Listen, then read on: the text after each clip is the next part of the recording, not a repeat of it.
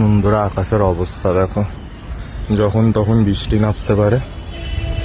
তো আমি ওই জন্য তাড়াতাড়ি তুললাম। এই গাছটা থেকে এই লঙ্কাই উঠেছে, একটা গাছ থেকে এই যে খালি এই গাছটা থেকেই উঠেছে। আর ওই তিনটে বেগুন, এই জিনিয়া দেখো কি সুন্দর।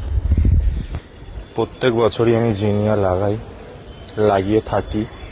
টমেটম তুলবো না, টমেটম দেখো কি বড় বড় হয়েছে, এইগুলো পেকে যাবে এবারে। গাছটাও পুরো শুকিয়ে গেছে। কুমড়ো গাছটাও দেখো, গাছে ওষুধও দিতে হবে। এই কুমড়ো গাছের কুশি লঙ্কা গাছকে জড়িয়ে নিচ্ছে পুরো।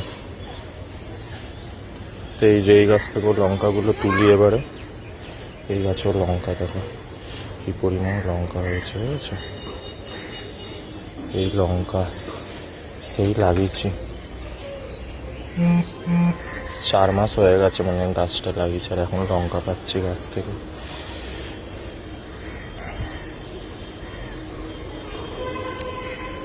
অনেক লঙ্কা উঠবে আজকে রে বন্ধুরা। কালকেরই আমি দেখেছিলাম লঙ্কা অনেক ধরেছে গাছে, তো আমি ভেবেছিলাম রোববারই ভিডিও বানাবো, তুলবো।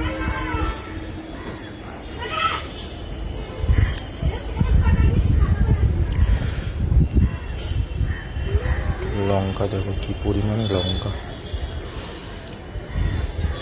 এই সবুজ লঙ্কা বাছাটাই একটু কঠিন কাজ, কেন পাতাও সবুজ লঙ্কাও সবুজ, বোঝাও যায় না আসলে।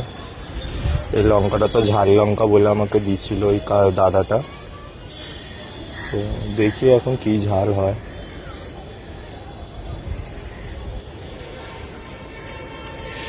দেখো কি বড় বড় লঙ্কা দেখো, এগুলো কিন্তু এই সাইজেরই হয় বন্ধুরা।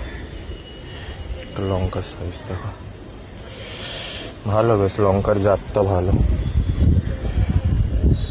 অনেক আছে, ভেতর থেকে তুলতে হবে।